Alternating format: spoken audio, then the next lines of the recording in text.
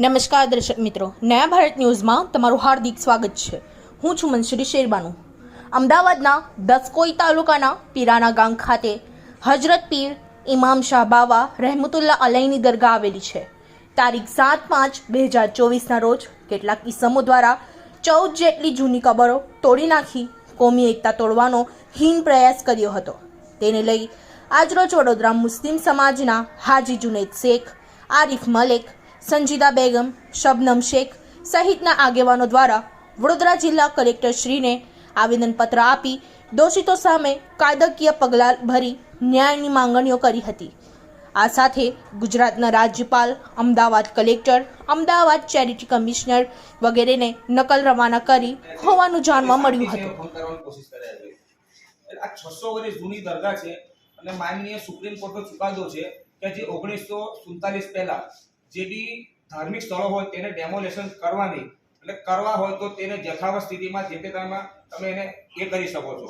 આ 1951-47 પહેલાની દરગાહ છે, 600 વર્ષ જૂની આ દરગાહો છે।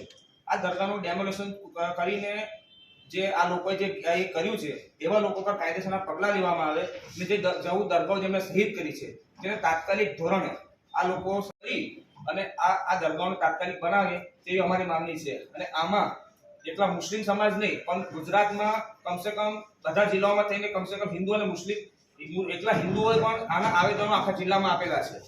એટલે આ બધા કોમી એકતાનો પ્રતીક તરીકે ગણાય છે। હવે આવા બનાવો ના બને અને આ દરગાહ તાત્કાલિક ધોરણ બને એવી અમારી તમને રજૂઆત છે।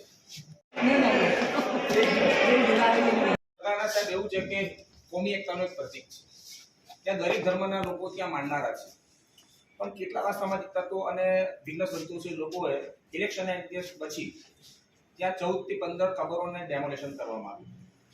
આ ઓલરેડી કોર્ટમાં આ કેસ ચાલી રહ્યો છે, હાઈકોર્ટમાં। એટલે કોર્ટના આદેશ ના હોવા છતાં પણ આ લોકો આ ડેમોલેશન કર્યું છે, એટલે કન્ટેમ્પ ઓફ કોર્ટ કર્યું છે।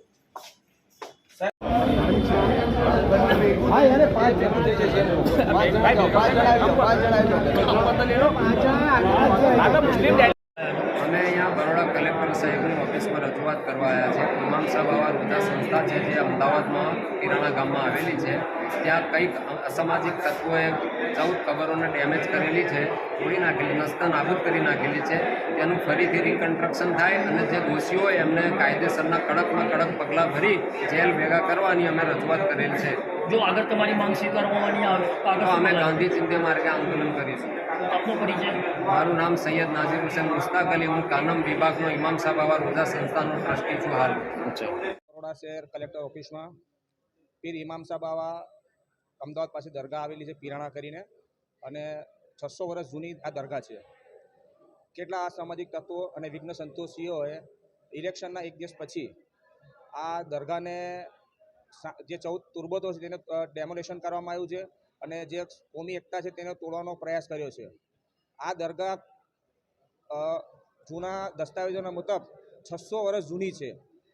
માનનીય સુપ્રીમ કોર્ટનો ચુકાદો છે કે જે 1947 પહેલાંની જે દરગાહો છે તેને કોઈ પણ પ્રકારની તમારે ડેમોલેશન ના કરી શકો, યથાવત સ્થિતિમાં રાખવાનો માનનીય સુપ્રીમ કોર્ટનો ચુકાદો છે।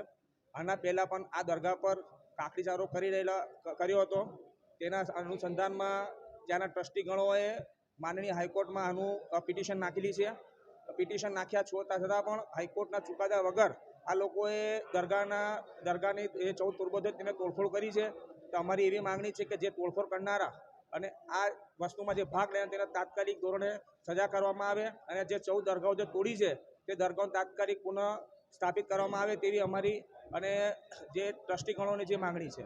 જો તમારી રજૂઆત તમને સાંભળવામાં નહીં આવે તો આગળ તમે શું પગલાં લેશો? જો અમારી રજૂઆત સાંભળવામાં નહીં આવે ને આ પગલાં નહીં આવે તો અમે ગાંધી ચીર માર્ગે અમે આંદોલન કરીશું અને કોઈ બી ધમાલ કર્યા વગર ગાંધી ચીર માર્ગે નહીં અમારી રજૂઆતો નહીં સાંભળવામાં આવે તો છેવટે નહીં થઈ તો અમે ભૂખ હડતાલ પર અમે ઉતરવા તૈયાર છે અમારી। આપનો પરિચય? મારું નામ હાજી જુનેદ શેખ, सामाजिक कार्यकर, वडोदरा शहर। इस वीडियो को लाइक करें, हमारे चैनल को सब्सक्राइब कर बेल आइकन जरूर प्रेस करें